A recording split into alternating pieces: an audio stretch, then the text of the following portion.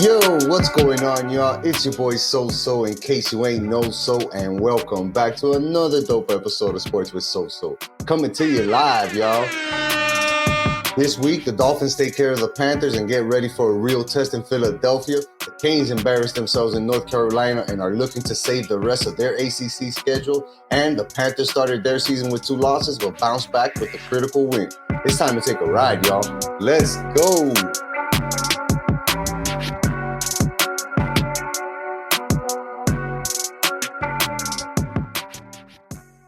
What up, y'all? It's your boy So. We're back. When I say we, I mean the show. I don't mean me and Joel. Joel's right now currently in Las Vegas taking care of business for the Sports with So podcast. So I'm jumping on here to give you guys a quick 15-minute episode, let you guys know what you can look forward to for this weekend and some of the things that happened over the past weekend, which we can recap right now.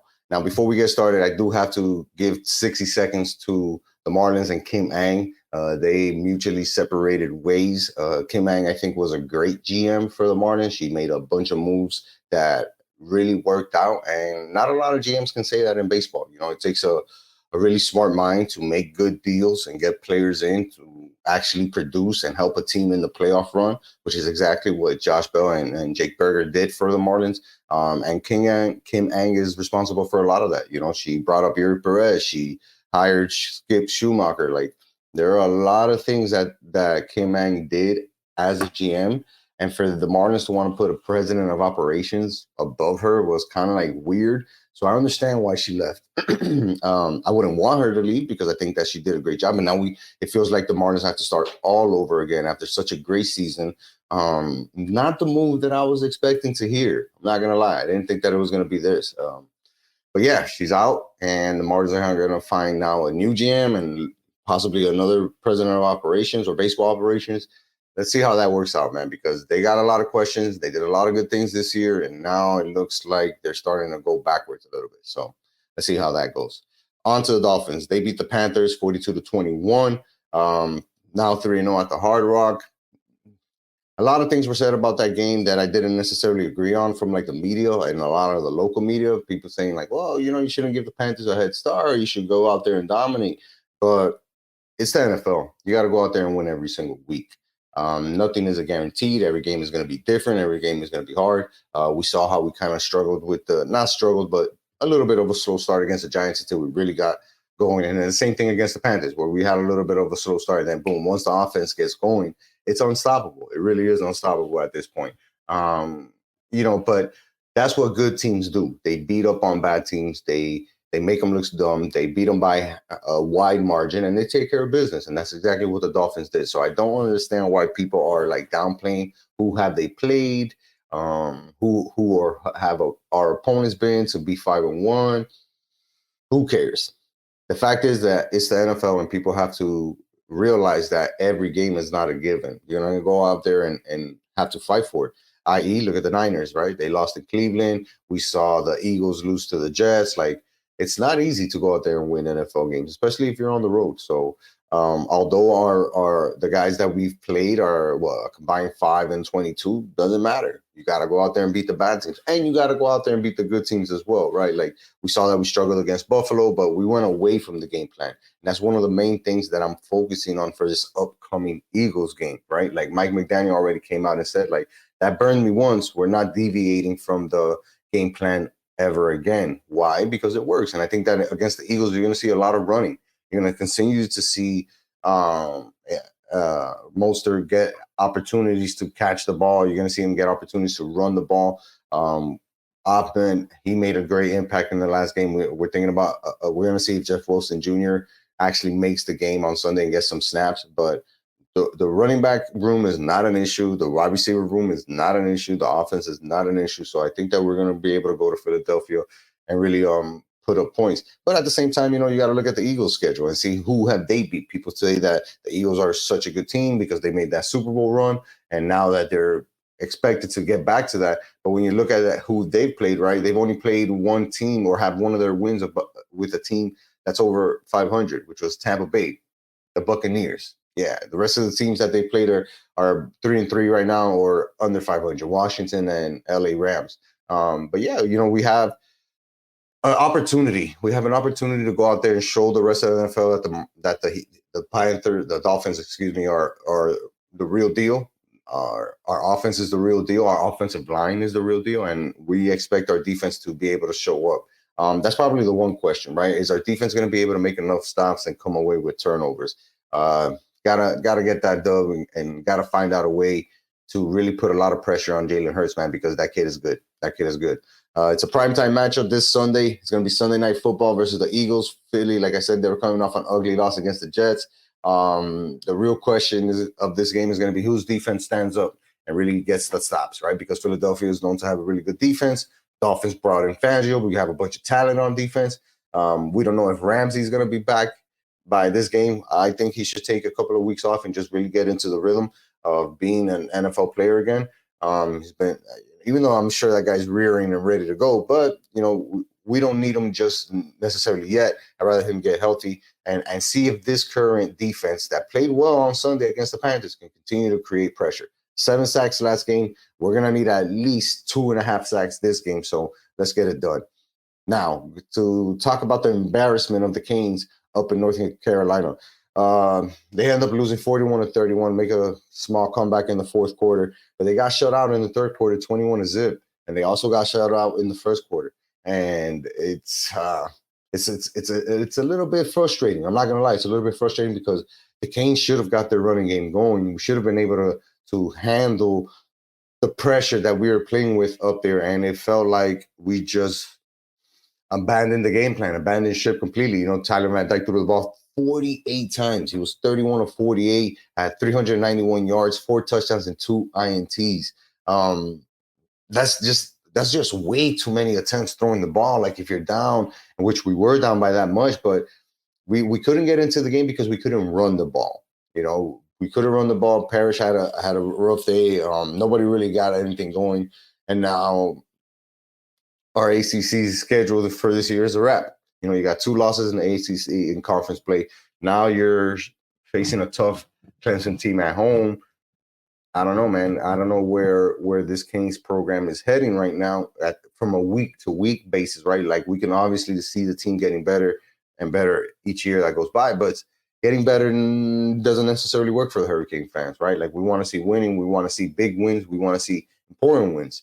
And that game against North Carolina was an important game. We went out there and we lost it after an embarrassing loss at home to Georgia Tech. So I don't know.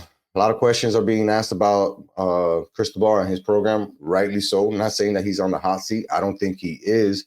But, when your defense doesn't show up and they gave up almost 200 yards to running back Amarion Hampton, 197 yards. I don't know. Just makes me think that we weren't prepared for this game. And if we weren't prepared for this game, that's on the coaching staff and the coaches.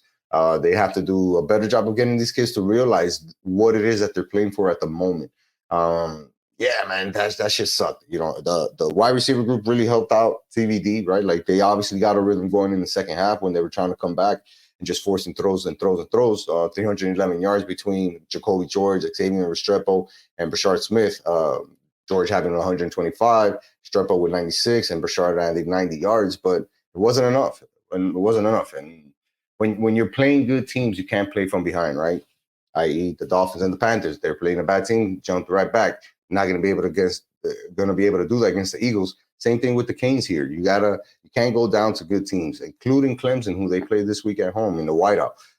It's going to be important for them to go out there and not only win, right? Yes, you need to get off the losing streak, but it's how you're going to win, right? Are you going to run the ball? Are you going to protect? Are you going to not have dumb penalties? That's something that this team cannot get away from. So they're going to have to do a better job of really trying to just stay focused and save this season. This Clemson game is going to be huge because you lose this game, not only are you losing 3 in a row, but now you're going on the road again against Virginia Tech, and you got to head up to FSU after that. So you don't want to be in a situation where you have zero momentum heading into one of the biggest games that we have every single year, which is FSU. So I hope Cristobal and the Canes can turn it around this week against the Clemson Tigers, go out there and beat their ass. I'm not expecting a blowout, but I don't want it to be a close game either.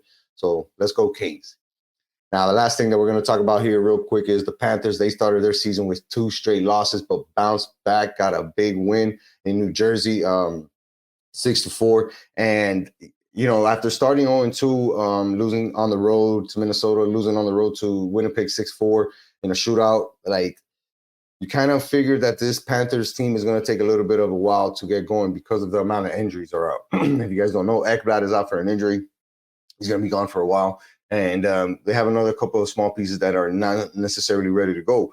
But the Panthers are a team that we know have a lot of expectations this year, right? This season, they're going to have to win and win majorly. We've already seen them make a good run into the playoffs. They reached all the way to the final, right? Like, that was wild that we even got there. But now it's like, all right, we've tasted it. We've tasted defeat. We've tasted success in the playoffs. We've tasted defeat in the playoffs. Like, now we have to go to that next major step and continue to try to win the Stanley Cup. It's not going to be easy. It's not easy to make NHL finals back-to-back years, but there's enough talent on this team. There's enough good coaching on this team that these guys can obviously make a run and try to put themselves in that position. Now, the first game, home game of the season is going to be against Toronto. I know, we hate Toronto, but it's 4 straight home games that the Panthers are going to have here, and it's going to be important for them to get those wins, build up some type of momentum to run into the homestand with, a good energy and get back into the winning things and really get a warm reception when they hang that Eastern Conference champions banner up in the rink. Like, that's going to be cool to have that ceremony and whatnot. Panthers got to have a lot to look forward to this year. And of course, we're excited to bring it to you here on Sports with Soso. A lot of Panthers coverage coming this year, man. Yeah, we're really excited about where this team is going to be. And we really do believe that the regular season is going to be much better than last year. I know it was a lot of up and downs. We barely made the playoffs. I expect this team to finish in the top 3. And I expect the GM Bill Zito to continue to do what he's been doing, make moves to improve this team and put us closer and closer to our ultimate goal, which is winning the Stanley Cup. Now, a little bonus real quick. The Heat, they're still in the preseason, getting some good playing time there. The most important thing for me is Tyler Hero. Tyler Hero's been playing excellent. It doesn't look like none of the offseason shit is bothering him, which is great news for us. And also, I was really impressed by Thomas Bryant. This dude went up against Victor Wembanyama. I don't know if I'm saying that right, but he went up against him, which is not an easy task, and he held his own. Yeah, Victor had his dunks, and Wemby had his dunks and stuff like that, but Thomas Bryant really put in a good effort, and I think that he's going to be a critical part of this team because we haven't had a mobile center in a while, a guy who really focuses on defending. So I'm interested to see how that dynamic continues to build between him and Bam. Bam and him are actually building up some chemistry and getting some good minutes together. So I'm excited about that. The first home game of the season is going to be versus Detroit next Wednesday. Your boy Soso is going to try his hardest to be in the building and bring some of that content. Should be a packed house. And then right after that home opener, we're going on a 3-game road trip to face our favorite friends up in Boston, Minnesota, and Milwaukee. We love the people of Minnesota. Boston, Milwaukee, yeah. But we're getting thrown to the wolves early, literally. But that's what Heat basketball is about, right? We know that we're going to have to see what this team has, right? And I think that this team has realized the importance of doing well in the regular season to get that home court advantage and not have to be on the road as much and really be able to take advantage of that. Real quick for my fight fans, UFC 294 is going to be on fire this weekend. What another great job by Dana and company. They saved the fight.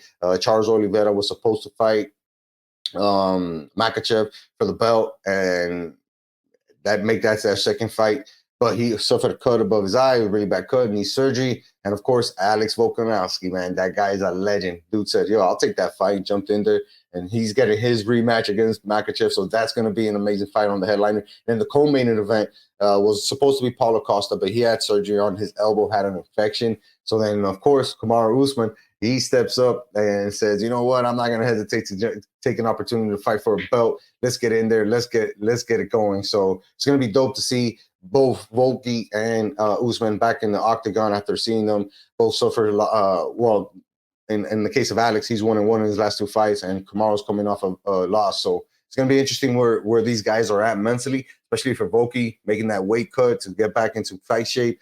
Usman, I'm pretty sure he was pretty ready or in fight shape because he was going to fight either in December or January. So this is going to be a great card. Make sure you guys watch it. Your boy's going to try to bring you some post-game reactions to that as well. You guys know what to do at this time. You guys got to tell a friend to tell a friend to tell a friend about OnlyFans, subscribing to that. We dropped week 6. Shout out to Marin. Shout out to Rack. Shout out to Joel. What a great and fun episode. We had a great time recording that. You guys should check it out. And of course, shout out to you for tuning in for this one, boys. And ladies and gentlemen, I don't want to be that guy. So until next time, peace.